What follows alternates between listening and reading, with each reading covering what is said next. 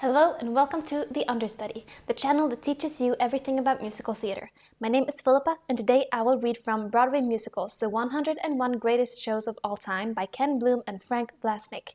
To get the full version of the book, I recommend getting the physical copy as images and certain inserts from the book won't be displayed here.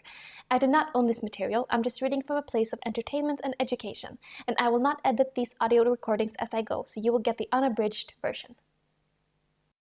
Today I will read Section K, The King and I, opened March 29, 1951 at the St. James Theatre with 1,246 performances. Produced by Rodgers and Hammerstein, music by Richard Rodgers, book and lyrics by Oscar Hammerstein, based on the novel Anna and the King of Siam by Margaret Landon. Musical director Frederick Vonch, ballet arrangements by Trude Whitman, music orchestrated by Robert Russell Bennett. Directed by John Van Druten, choreographed by Jerome Robbins, scenic and lighting design by Joe Milesner, and costume design by Irene Sharaf. Synopsis: Anna Leonovens sails to Bangkok to teach the children of the despotic king of Siam. The two irritate and constantly challenge each other, but as the months pass, they come to a grudging admiration, as close to love as two such vastly different people can ever come. The king makes the first step towards civility, while Anna learns to appreciate the difficult job that being a king is. With the death of the king at the end of the play, each of these two headstrong individuals has undeniably influenced the other. Cast: Anna Leonovens, Gertrude Lawrence. The king: Yul Brynner. Lady Thiang, Dorothy Sarnoff.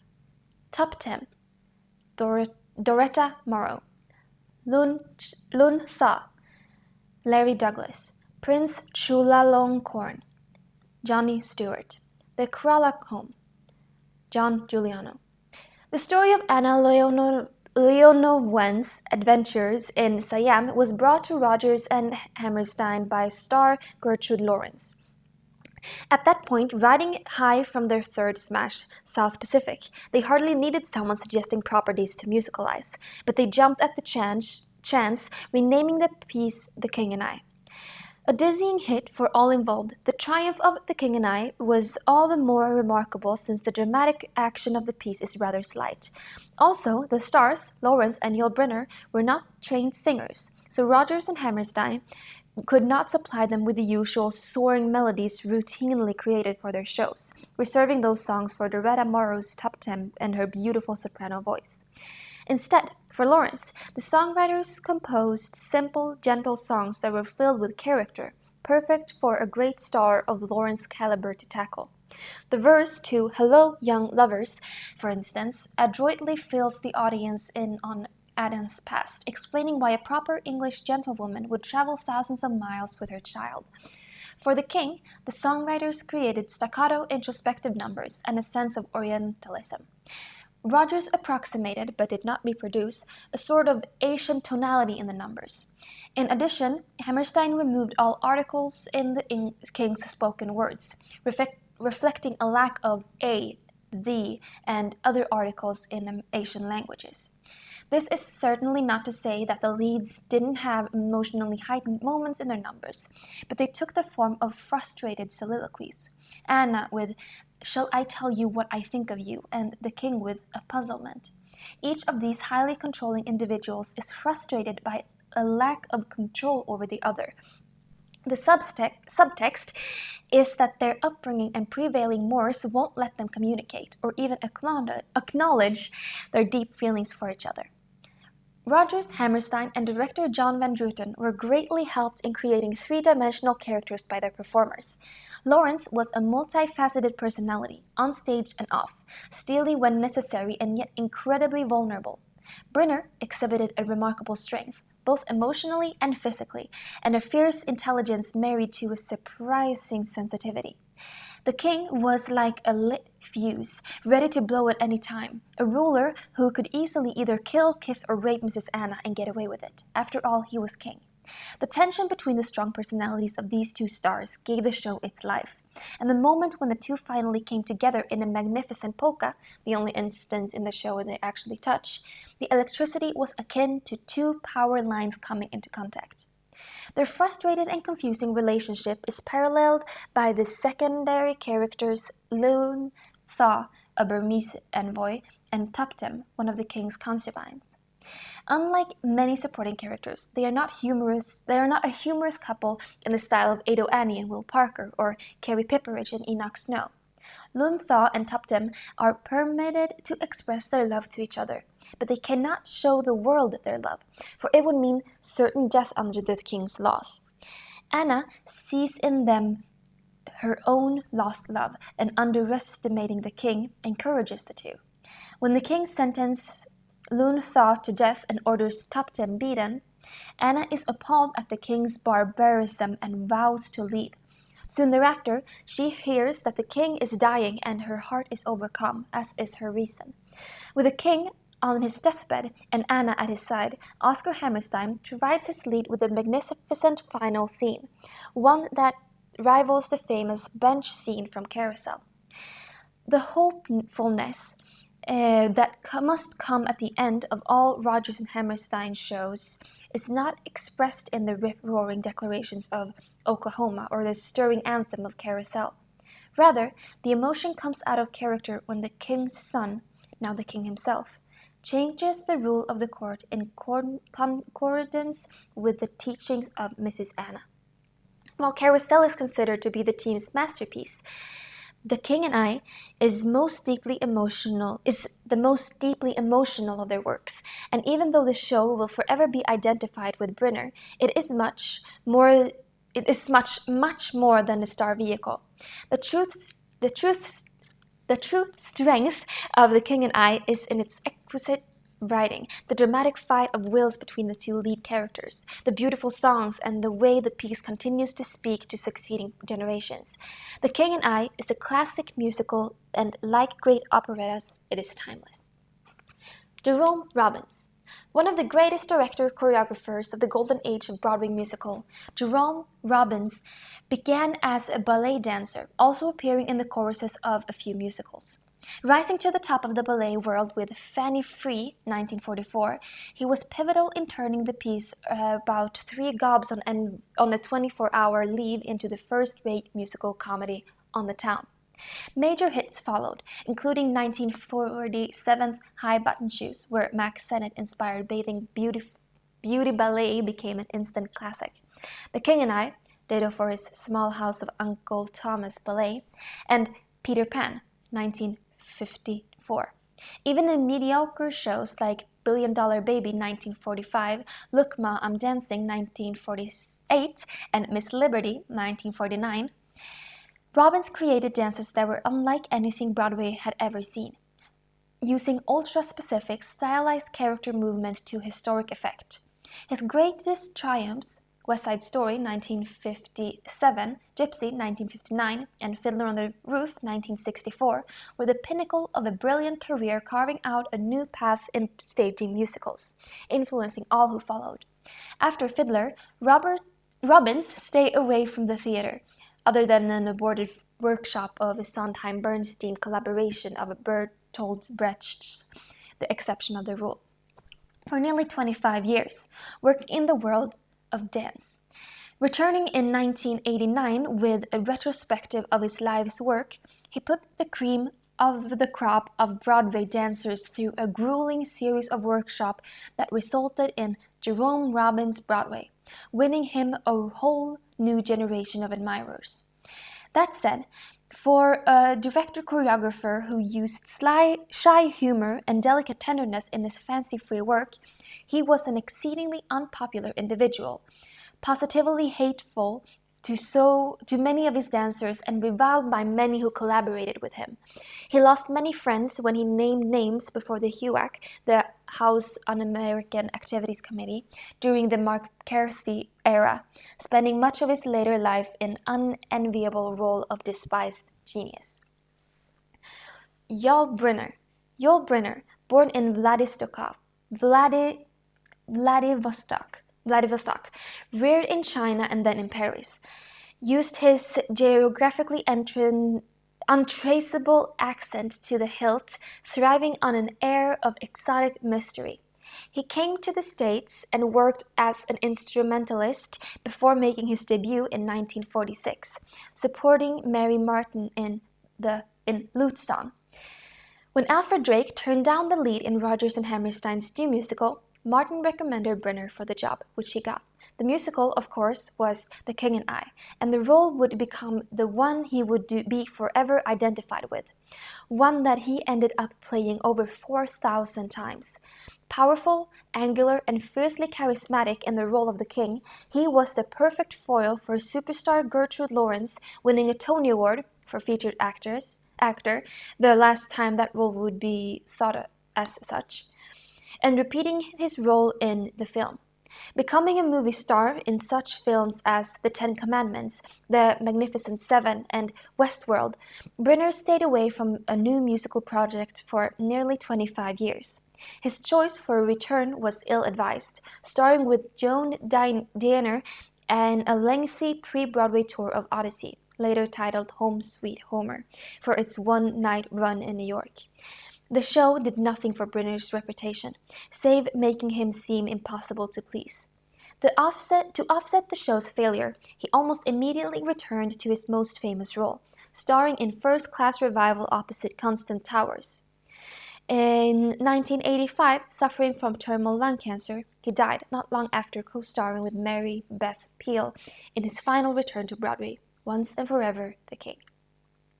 Backstage, the original billing of The King and I had Gertrude Lawrence above the title, with Yul Brynner's below.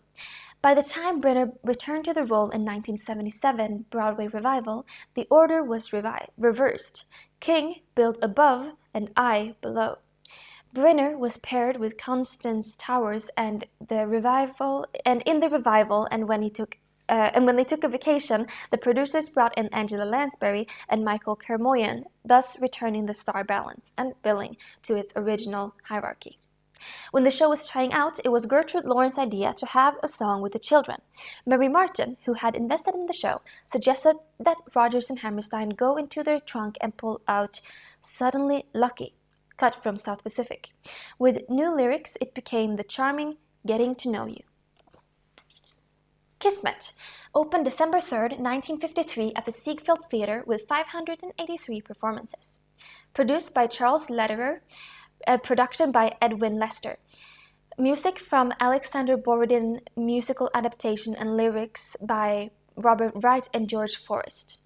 Book by Charles Lederer and Luther Davis, from the play by Edward Knobloch, music orchestrated by Arthur Kay and choral arrangements by Arthur Kay, musical director Louis Adrian, directed by Albert Mayer, dance and musical numbers by Jack Cole, scenic design by Lemuel Ayres, and costume design by Lemuel Ayres, lighting design by Peggy Clark.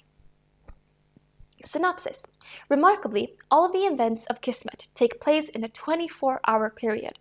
A public poet assumes the identity of Hajj, a beggar, when it comes to expedient, and the pretender, we might as well just call him Hajj, is accompanied to Baghdad with his daughter Marsina, who is admired by the young Kablib.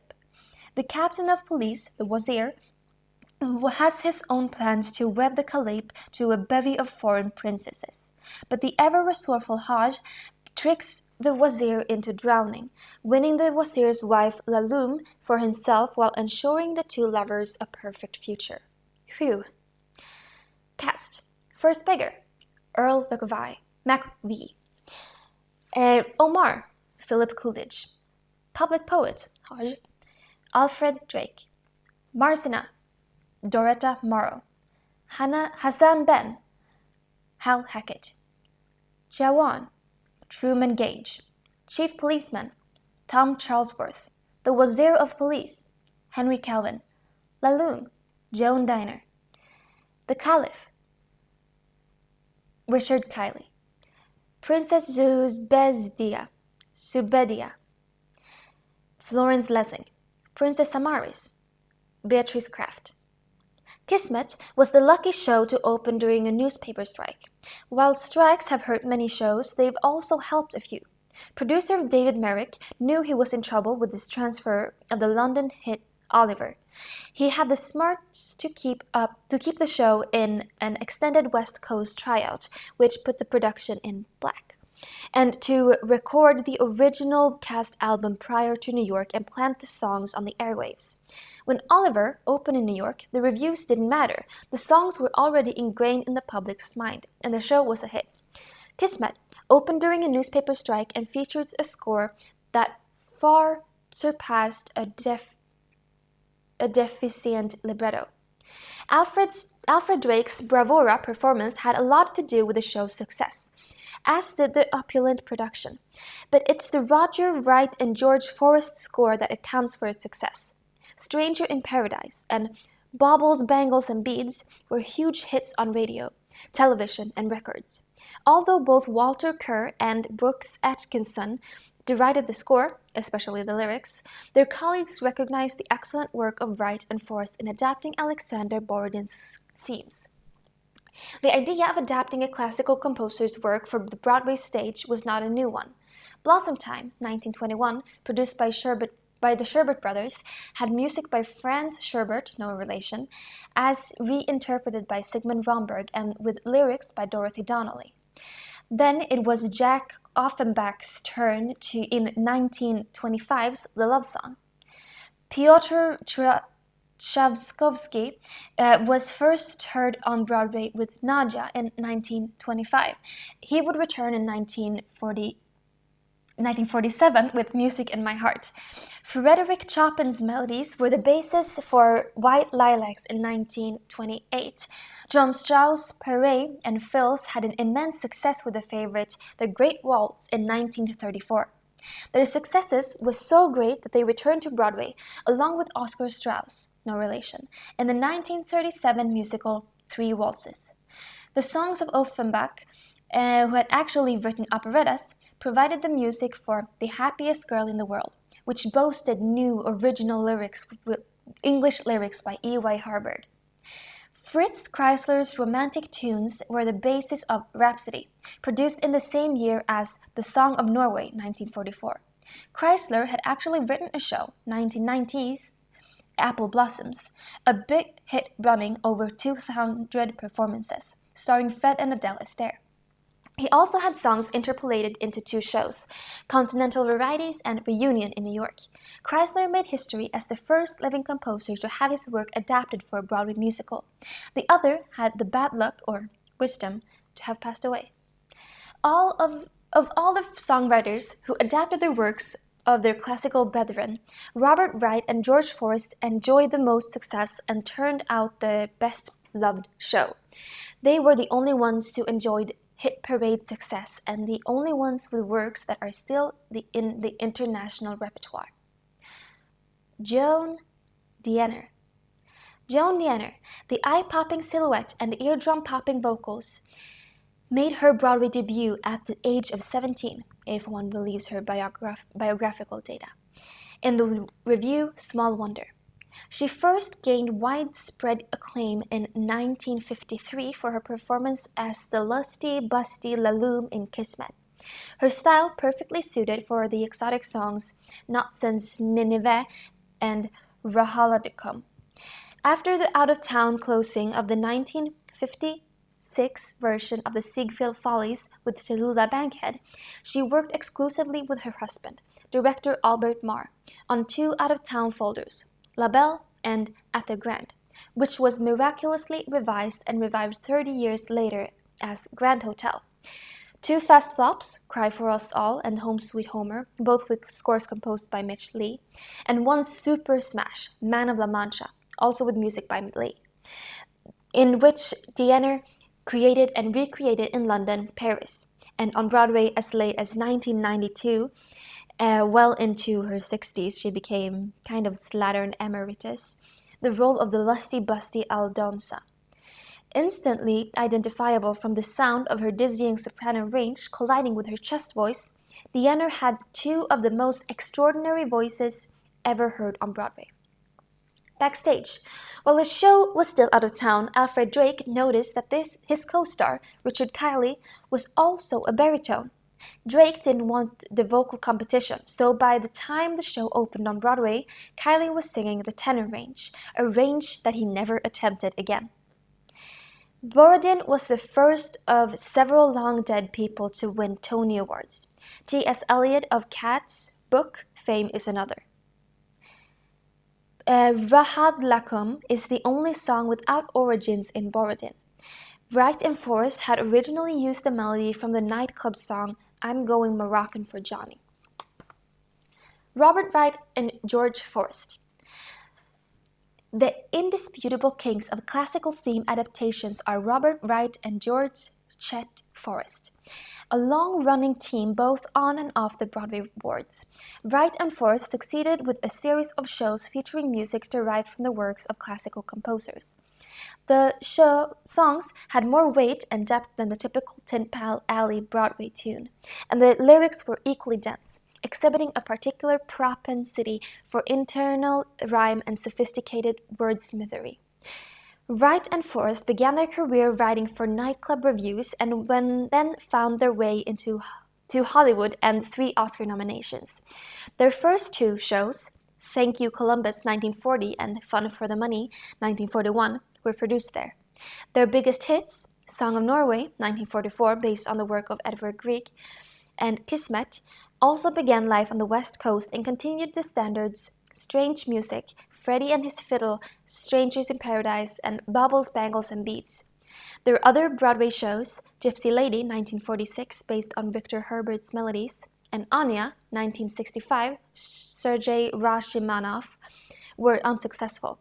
They actually collaborated with famous composer Peter Villa-Lobos on 1948's Magdalena, and the result was sadly unappreciated. Along the way, they wrote 2 scores without the help of dead white composers, The Love Doctor, 1959, and Keen. The latter contains some of the most fallacious music and would have been a major success, but not for Alfred Drake's health problems at the time. The album on Columbia Records has become a kind of cult hit. Their final musical, Grand Hotel 1989, was a success, capping a remarkable career. Kiss Me, Kate opened December 30th, 1948 at the New Century Theatre with 1,077 performances. Produced by Saint Suber and Lemuel Ayres. Music and lyrics by Cole Porter. Book by Bella Spewak and Samuel Spewak. Based on The Taming of the Shrew by William Shakespeare. Musical director, Pembroke Davenport. Music orchestrated by Robert Russell Bennett. Incidental ballet music arranged by Guinevere Pitot. Choreographed by Hania Holm. Staged and directed by John C. Wilson. Scenic design by Lemuel Ayres and costume design by Lemuel Ayres and lighting design by Al Eloy. Synopsis. A tryout of musical version The Taming of the Shrew is playing Ford's Theatre in Baltimore, starring the tempestuous Lily Vanessy and her former husband, the hammy Fred Graham. It's clear from the beginning that despite their constant bickering, Fred and Lily are still in love and meant for each other. The secondary couple are both actors in the show, the chronic and unlucky gambler Bill Calhoun and his girlfriend, the flirtatious Louis Lane. With scenes presented both on and stage and off, by the end of the show, everyone is happily fated to be mated again. Cast: Fred Graham and Petruchio, Alfred Drake, Harry Trevor, Thomas Hoyer, Louis Lane and Bianca, Lisa Kirk, Lily Vanessy and Kate, Patricia Morrison, Hattie, Annabelle Hill, Paul, Lorenzo Fuller, Bill Calhoun and Lucentio, Harold Lang. First man, Harry Clark. Second man, Jack Diamond. The score to Kiss Me, Kate is widely considered Cole Porter's masterpiece, not to slight the many classics he wrote before Kiss Me, Kate, or the great songs he would write after it. What set Kate apart from his other works was the brilliance of the libretto in setting the numbers, always keeping the evening on its toes. Porter didn't often have libretti that equaled his songs, nor did he often have performers who devoted themselves wholeheartedly to their characters in the way Alfred Drake and Patricia Morrison did in inhabiting the roles of Fred Graham and Lily Vanessy. Porter shocked Broadway when Kiss Me Kate opened to rapturous reviews and stellar business at the box office. Wags along, the Rialto declared Porter's prospects dim, not only because of his recent record, but he had taken into account the tragic riding accident he suffered in 1937, which left him in excruciating pain for the rest of his life. Those in the theater and on its periphery are all too quick to revel in a celebrity's fall. The whatever happened to game can be a lot of fun, especially when the bigger they are, the harder they fall. Cliché is really true. For those of a more humane nature, it's especially gratifying when a somebody who's become a nobody all of a sudden is a somebody again. It certainly happened with Porter, who was down for the count after a series of mediocre shows, Mexican Hayride 1944, The Seven Lively Arts 1944, and the Out of Out debacle Around the World 1946. While these shows contain the occasional good song, Mexican Hayride, I Love You, and Seven Lively Arts boasted one of Porter's best, Every Time We Say Goodbye. In general, they were sodden affairs. Let's take a moment to remember some of the other comebacks, like that of Oscar Hammerstein, for it's easy to overlook the fact that the greatest musical theater artist of all time has had his ups and downs. Never one to overlook the fickle nature of show business. After Oklahoma was hailed as the second coming of musical theater, Hammerstein took out the following advertisement in Variety. Holiday greetings from Oscar Hammerstein II, author of Sunny Rivers, 6 weeks at the St. James, Very Warm for May, 7 weeks at the Alvin, Three Sisters, 7 weeks at the Drury Lane, Free for All, 3 weeks at the Manhattan. I've done it before and I can do it again. In addition, modern music makers have seen their careers sink only to rise again. Jerry Herman had 3 big hits in a row at the beginning of his Broadway career, with Milkman and Honey, Hello Dolly, and Mame. Then came the fall, Dear World, Mac and Mabel, and the Grand Tour. Beautiful song scores, all but flops. Really, really big flops. Then came La Cage aux Folles, and Herman's star ascended again. Stephen Sondheim, the master of the last 30 years, had 2 classics under his belt with the exceptional lyrics to West Side Story and Gypsy. Then he tried his hand at creating both words and music. He wrote A Funny Thing Happened on the Way to the Forum, certainly a success. But after Anyone Can Whistle, a fast flop lambasted by his critics, and an unwilling return to just lyrics writing on Do I Hear a Waltz, Sondheim went fallow for almost 5 years, and many wondered if he was too esoteric ever to succeed as a composer and lyricist. Then in came Company. He was back on top, having changed the history of musical theater. Stephen Schwartz made a welcome return into the theater with Wicked, his first hit Broadway show since 1974's The Magic Show, and Charles Strauss hadn't had a hit since Annie in 1977. Don't count him out, ever. He's as talented as ever and has 5 new shows in the wings. So let Cole Porter and Kiss Me Kate be your inspiration no matter what your goal. Keep Porter and Hammerstein and Sondheim and Herman and Schwartz in mind. Keep trying. Don't give up. And understand that you may never be on top again, but as long as you do your best, you can't really lose. And for those of you who are quick to proclaim someone's career dead, remember, you might find yourself in the same position someday. Harold Lang. The handsome, charismatic dancer Harold Lang attracted attention in the Jerome Robbins ballet, Fancy Free, before making his Broadway debut dancing in the chorus of Mr. Strauss Goes to Boston. Hired 3 years later for the lead in Look Ma, I'm Dancing, opposite Nancy Walker, Lang revealed a fine singing voice and an ability to speak as well as dance. Later that year, as Bill Cahoon in Kiss Me Kate, he finally had a hit, and after playing Ricky in the short-lived Make-A-Wish 1951, he took the title role in the long-running revival of Pal Joey, co-starring the original Vera Simpson, Vivienne Segal, and Make-A-Wish co-star Helen Gallagher.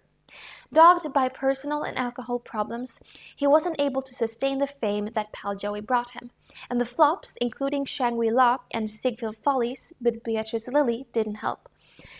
Considered a has-been by 1962, Lang was hired by an old friend of Arthur Lawrence for I Can Get It For You Wholesale, winning excellent reviews. Also appearing in the well-received off-Broadway review, The Decline and Fall of the Entire World as Seen Through the Eyes of Cole Porter, he retired to Chico, California, in the 1970s to teach dance, where he died in 1985. Liza Kirk. Shapely Liza Kirk, with a husky alto and impeccable comic timing, became an overnight sensation in 1947 as Emily, the reliable lovelorn nurse in Rodgers and Hammerstein's Allegro, stopping the show with her lament, "The gentleman is a dope." The following season, she hit the jackpot again, as Louis Lane in Kiss Me Kate, introducing the Cole Porter standards, "Why Can't You Behave?" and "Always True to You in My Fashion." Spending the 1950s recording on television and playing Las Vegas and nightclub circuit, Kirk was the worst-kept secret in Hollywood when she acted as ghost singer for Rosalind Russell in the movie version of Gypsy.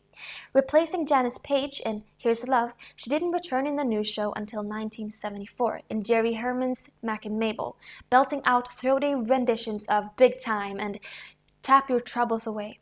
Kirk's last musical, before her death from lung cancer, was one that she wisely bailed out of during out-of-town tryouts, Cy Coleman's Home Again, which closed before reaching Broadway in 1979. Backstage, Belta Spieswack and Sam Spieswack were separated at the time of the writing of Kiss Me Kate, and barely speaking. Bella wrote the libretto, but the characters of the gangsters were Sam's idea.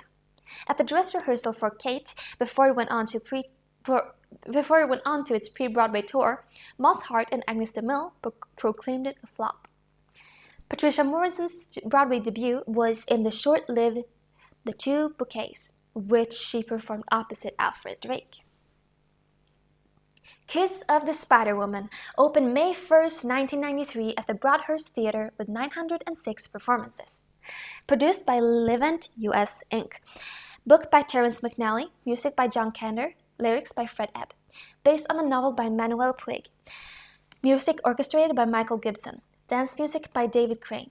Directed by Harold Prince, choreographed by Vincent Patterson, additional choreography by Rob Marshall. Scenic design by Jerome Serlin, costume design by Florence Klotz, and lighting design by Howell Binkley. Synopsis. Based on El Beso de la Mujer Arana, a novel by Manuel Puig, Kiss of the Spider-Woman explores the complex relationship between two men caged together in a Latin American prison. One of them, a gay window dresser, has been imprisoned for allegedly making sexual advances to a young boy. In order to escape the brutality of prison life, he spends his day dreaming of Aurora, a B-movie actress from the 40s who once played the role of the sinister Spider-Woman. His dreams, however, become more complicated when the warden asks him to spy on his cellmate, a political activist jailed for his involvement in the Argentinian Revolution. Cast: Molina, Brent Carver, Valentin, Anthony Crivello.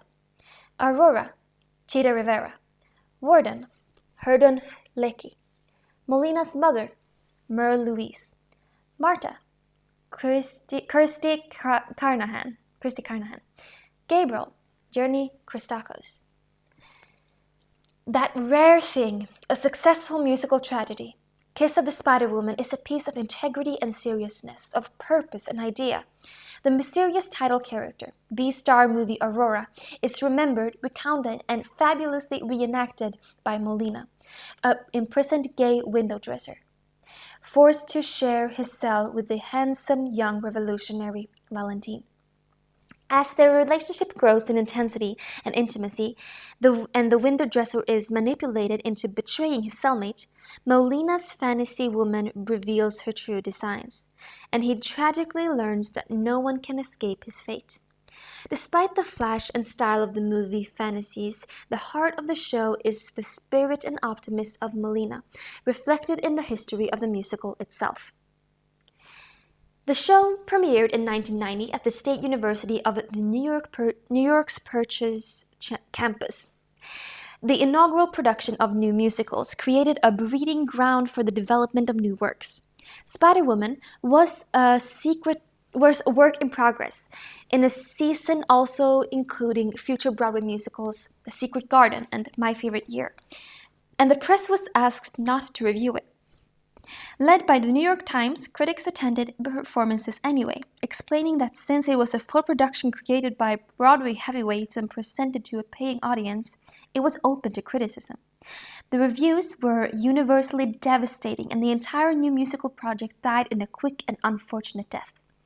However, the composer John Kander and lyricist Fred Ebb continued to see Spider-Woman as the perfect marriage of their two favorite themes: innocence caught up with historical events beyond their control and an undeniably optimistic view of life. So, along with librettists Terence McNally and director Hal Prince, the creators decided to keep working on the show and solve its problems. Practically, a wholesale rewriting of the piece was undertaken, and the revised and remounted Spider-Woman opened from Broadway at Toronto's St. Lawrence Theatre. Out of the largely rewritten score, the most important addition was the song Where You Are, staged by then rising director-choreographer Rob Marshall and socked over by Sheeta Rivera in a commanding star turn that firmly centered the show. The showstopper, with Aurora in a white suit and fedora and the prisoner as her backup dancers, brought the story into sharp focus. The fantasy numbers, previously unmotivated, now contrasted with the bleakness of the prison scenes and commented on the downward spiral of the doomed cellmates. Good reviews in Canada prompted another movie, not to New York as expected, but still farther from the Great White Way, London.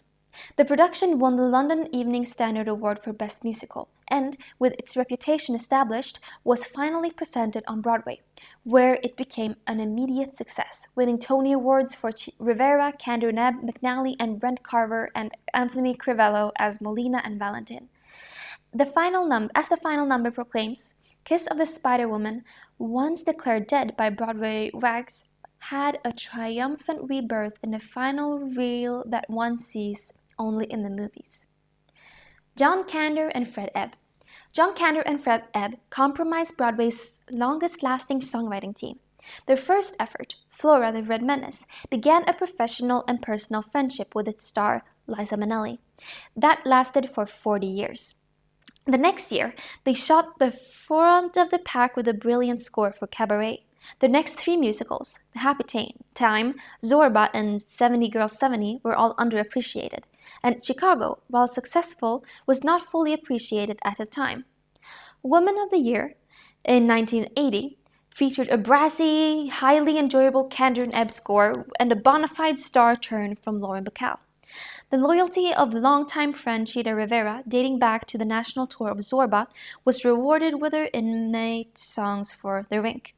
The recent, widely successful Broadway revivals of Cabaret and Chicago, the latter now deemed ahead of its time in 1975, a testament to the lasting appeal and relevancy of their work.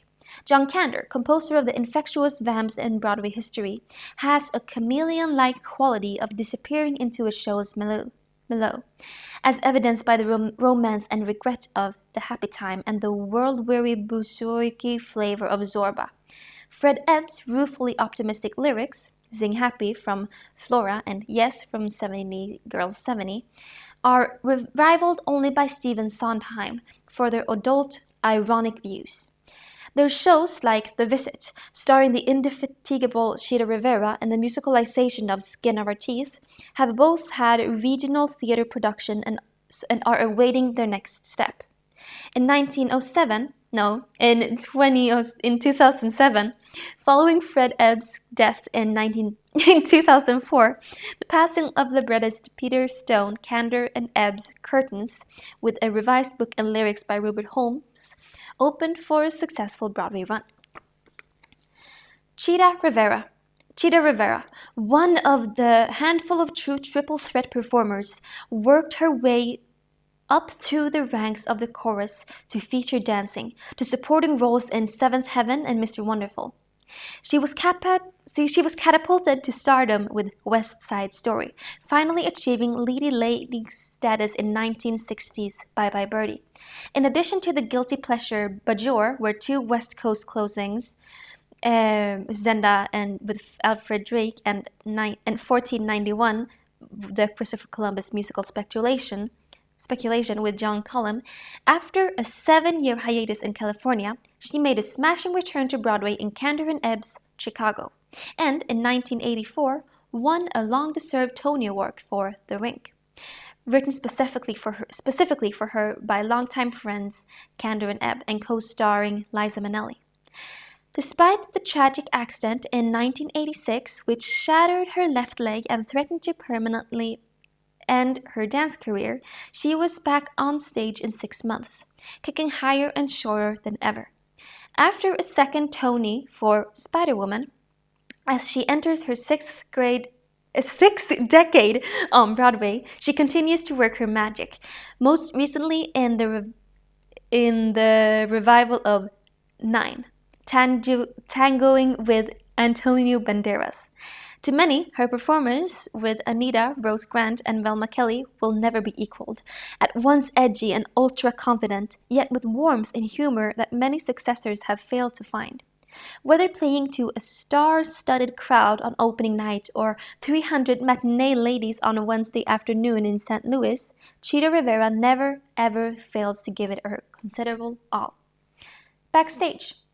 When Chita Rivera left the Broadway company of Spider-Woman to launch the national tour, she was replaced by actress, pop artist, and disposed Miss America Vanessa Williams, then by Cuban film actress Maria Conchita Alonso. Rivera was also spelled on the tour of Carol Lawrence, her longtime friend and West Side Story co-star. Pink slips. Auditioning actors is a tricky thing. Once in a while, the powers can be in Broadway musical to look at each other at the first rehearsal and whisper, "Kids, we've made a big mistake." There are certain performers who are known as professional auditioners, brilliant with their up-tempo and ballad, but unable to deliver the goods in the show itself.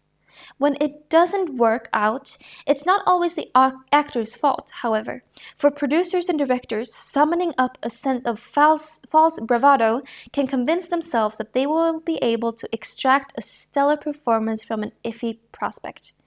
Not measuring up is not the only reason there are those unexpected inserts in programs of previewing shows reading, "The role of Boris Lermontov is now being played by Steve Barton," as in the case of the Red Shoes. Sometimes, a star wisely bails out when he or she sees the writing on the wall, as is the case of Eddie Foy in Drat the Cat, Ella Logan in Kelly, and Barbara Cook, who left the cast of Carrie during its Stratford's tryout after almost being decapitated by an errant set.